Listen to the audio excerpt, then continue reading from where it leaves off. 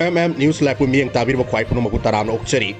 Audisa Terrible Fifa One Cup Dissing and Kunturuki Sanaki Mesingi, Samako Pau Damiam the Kanganzari. Aha Mother Quarter Fan and Met Sanagado Tarik Amadimatam Kanganzari. July Trama Toy, 12:30 AM. That Spain Amadi Bezemna. Los Agency Stadium that Quarter Fan and Met Sanagani.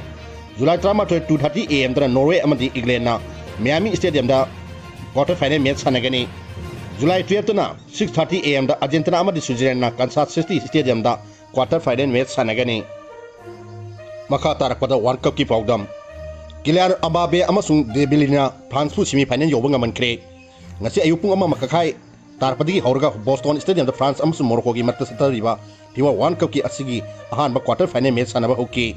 Leba Animana, Marie Ani, Home Ama, formed the Sanaba Hoki Match. Adu when a Naka Animaki Sanorichina, Saxata Bon Pibi Sang Manan Sanabangam Key. Match Asina, France na Bon Pibi Sang Sadani Punipan Oki Matanda. Morko na bon paibi sang sa da yakini toy kak oiki leba anima ki sanori singna match adu mai pak ngamna bo makoy hay sibba jing khung pana uthona duna kan mana bat no ki adu hay singma mana ki bina maram orga nakat anima na padin chanaba hona ki sing mai pak ngam ki de akan mamong da na bat no ki ba match adu ki kunipan suba minute ta France ki oina penalty kauna bi khudong chab ama pangke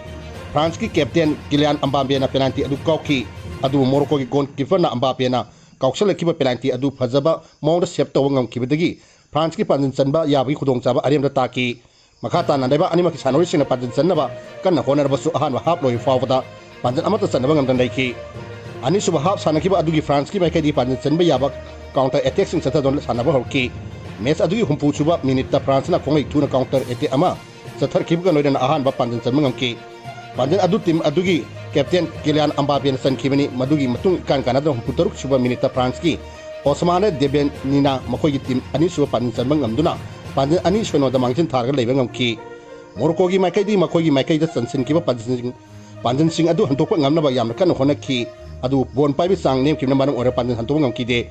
Sanaki Mes Adu Apiba Aroima Tampa the Morkogi Makadi Panjin Amata Sanmangam Kidamana Madam Orega Mes Adu France na Panjin Anisu the My Pact One Cup Sigi Simi Pansamanga Ahamatim Oiki Mes Asida Morkogi Sanaro Ama Refin Yellow Card Book Toki Matang asida France amadi Morocco anina sanakiba quarter final match ki paudam lo sanjari amuk makha tarak bata FIFA World Cup lising ani kuntruna nong na Norway gi fencing da khudong cha da basing mayok na hanaba yana lei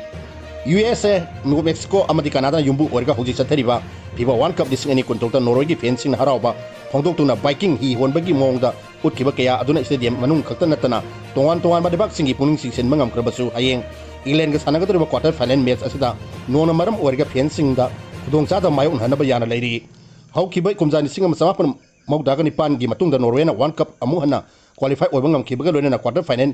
Jonas Sangba Amraki quarter final One Cup champion England Taski Taragani Togi Norwega Kamanabato Nogadori Mets Asima Owena Norwegi Meteorological Institute na Pondoki Bada Lakadri Majunamita Aka Arau Yauna Kamanong Surbayan Lady Masina Madam Oregon Nore Gi Puning Tort Katoriba Piensina Section Motokai Tangja Numiki Numidaramdi Horagan Majung Numiki Ayuk Hawa Kan Banong Subayabagi Otoko Lady Mapam Kradi Pung Amada Kunhena Nong Subayabi Otoko Lay Karigum Akaman Nong Asisurok Nabadi Miam Tinba Mapam Singda Fudong Sadava Tolak Bayabagi Sang Wang Baganodana Landslide Amadi Loken Flooding Oibasu Lay Hari Amaram the Nong Subi Pau Laibasu Norigi Fencing Hanadigi Hena Masing Yamna Miami Stadium da Punabayabagi Otoko Lady Antaki Oina Norwegi Makogi Pazaba performance in One Cup Utpang Kibana Maram Orega Leba Aduki the Natana Malam Gimiam Kiaki Puning Six Mangamde Panbaya the Norwegi team the Yauriba Adding Holland Golden Boot Kinam Gendamas Missi Amadi Ambapi Matung Yam Lagli Missi Amasu Ambapi and Pazani Panipan Sanadu Lady Aduga Holanda Hoji Pawi or the Pajan Teresa Lady Loisalapada News Lab Pumi and Tabiriba Quai